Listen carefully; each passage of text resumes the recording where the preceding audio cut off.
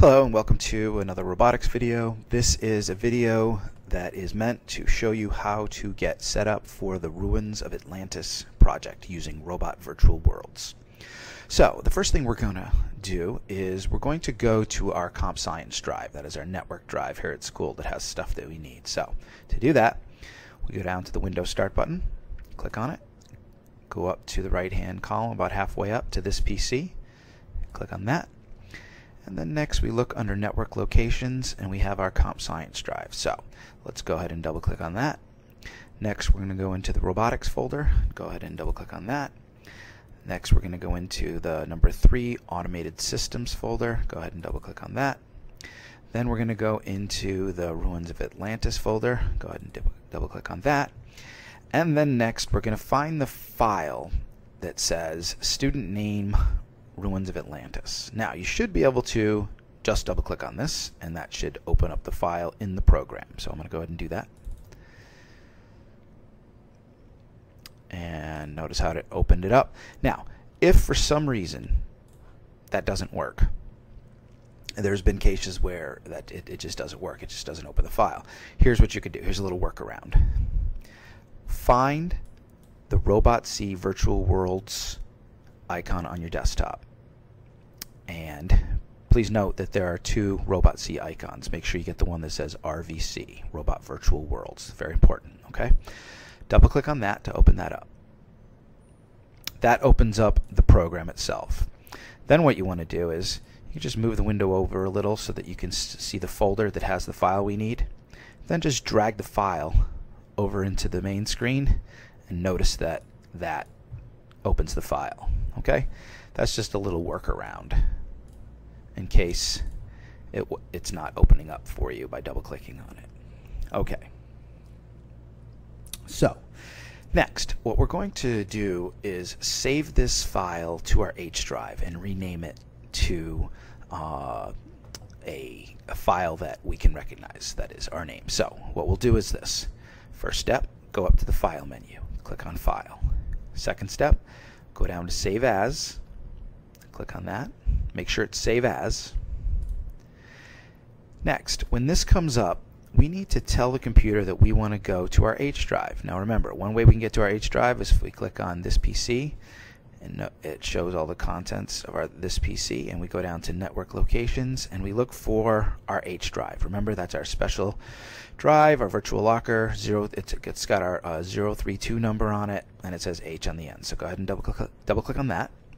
Then find your My Robotics folder, double click on that.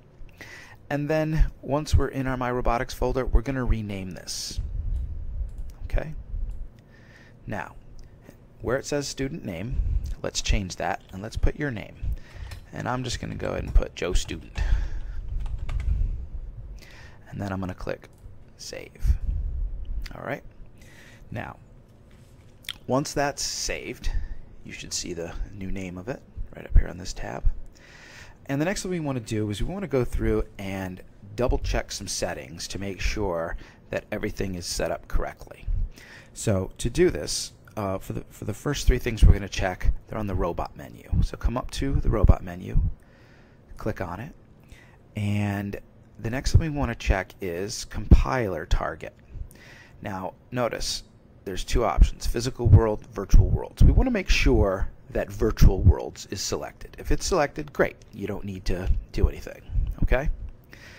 Then next we want to come down to platform type, and we want to make sure that VEX 2.0 Cortex and natural language PLTW are both selected. If they're both selected, perfect. If they're not, you need to select them. Next, we want to go to the Windows menu, the window menu. Select that.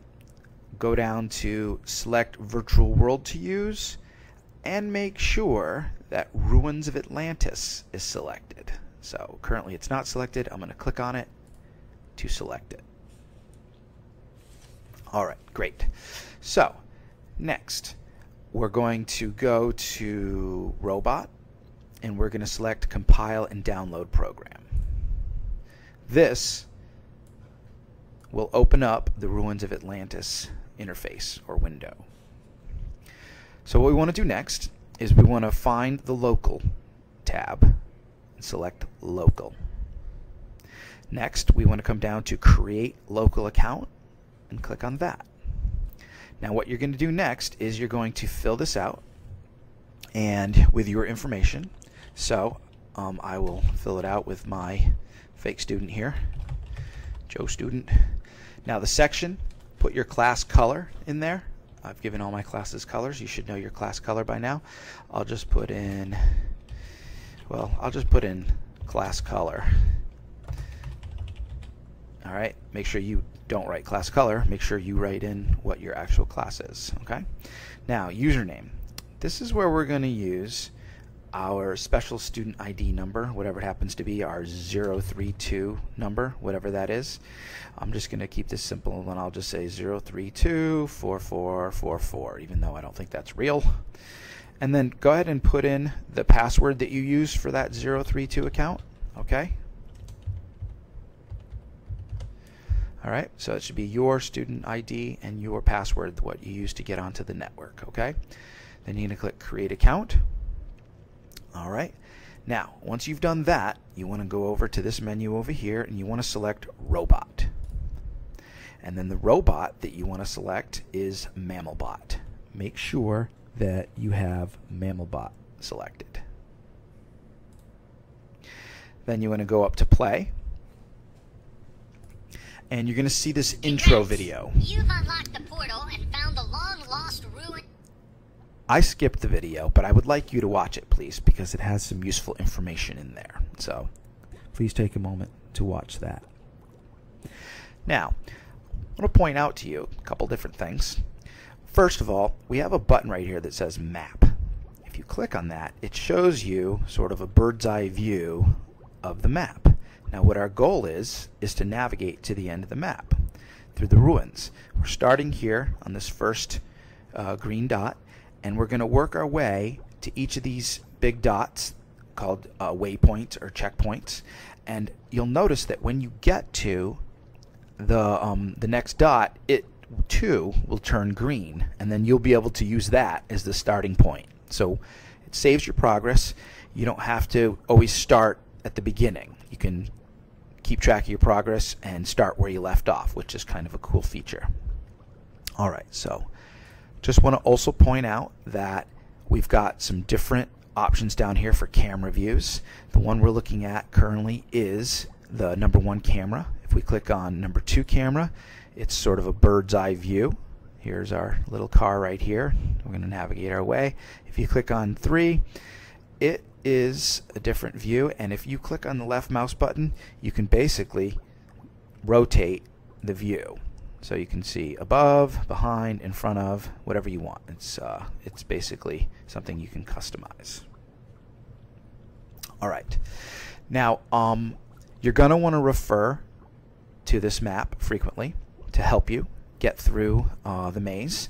And you're also going to want to make sure that, as I mentioned before, that you change your start point by clicking on it in the map area once you get to that spot. Okay? All right, so let's get out of this. One or two other things I want to point out to you. And to do this, I'm going to bring up our Robot C program. Now, I want to introduce some new commands. Now, if we go over to natural language and we click on the little box that expands that and go down to robot motion, a couple of new commands I want to point out to you. The first one is this forward command. Now, up to this point, if we wanted to make our robot or car or whatever move forward, we broke it down: start left motor and then the speed, start right motor and the speed. Well, this makes it even a little easier.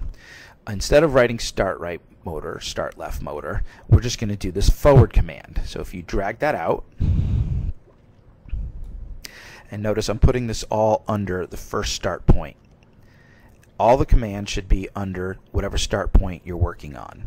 Because I'm currently, if I can look at the map, because I'm currently at the first start point, all my code is going to be under that. When I get to the second start point, all my code for that one will be under that.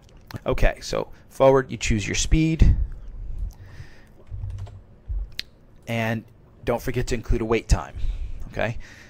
You can drag out, and that'll tell it how long you want it to go for. So I'll just say 2 seconds. All right. Now, as always, you should save and then compile and download. You'll have to do that after each change. Then when you go to the robot, and then you can click play and see what it'll do. Now, I think that chances are, because I went a little too far, I have to take this left-hand turn. Chances are 2 seconds might be a little too long, so I might want to change that to 1.5 or something of that nature, just a little less. And I'm going to want to maybe factor in a turn. Now here's another command that's a little different. If you come over to natural language again, robot motion, we have these types of turns: point turn and swing turn. Point turn is actually the exact same thing what we've been doing so far, where we have been reversing one motor to make it turn while making the other one go forward. So basically it just rotates right in place. So swing turn's a little different. With swing turn, what you'll do is you'll just turn on one of the motors and basically drag the other wheel, and that'll cause it to do sort of a lazy turn. All right, you play with those and see which one you like to use, and go with that. So point turn, I'll drag that out, and so you bring out that command. Direction, I'm going to say left because that's the direction we're going to need to go in. Speed, I'm going to say, I don't know, I'll say 64 half speed. And then don't forget to give it a wait time. I'm just going to type it out since I know the command. And the wait time will be, I don't know, 0.5. It's probably not accurate, but we'll see. So I'll say save, robot, compile and download, and then here we are back at our screen. I'm going to click the refresh button, and now we're back at the beginning, and I'm going to play it and just see what that does. All right, well, that actually kind of worked out pretty well. And then so let me look at a different view. No, I'm still in the third view. And then there's the first dot. That would be my goal, to get there. So I want to make sure I navigate there and make sure that I don't hit any walls. So I don't know, it looks like it might be set up to hit this wall right here. So for the turn, I don't know, maybe I'll make that a little less so it doesn't turn so far, and then I'll put in another forward command and see if that gets us there. So I'll say 127 for my speed, and then for my weight I'll do, let's see, maybe I'll just do 3 seconds because that looks like they're a little further. Or I'll just do 2 seconds, that's fine. So save, robot, compile, oops, and now I'm going to go to restart, and now I'm going to change the first view, play it and see what it does. Got my little turn. Oh, there it goes. All right, so you can see I made it to the second point. So if I look on the map, and you notice that this is now green. Now this is where I want to start from now on. So I'm going to click on that and notice that that's where I'm at now. If I look at view camera number 2, that's where I'm at now. Okay? And that's where I want to start from. So what I have to do is I have to comment out all of the commands that got me to the first spot. Okay? And remember, we just do that with a // // and notice they turn green. That means that the program isn't going to run these commands anymore. Why don't I want to run those commands anymore? Because I'm already there. Now I'm at the second starting point, and I'm going to start putting commands in there that will get me to this next spot right here. All right, so see how you do. Good luck.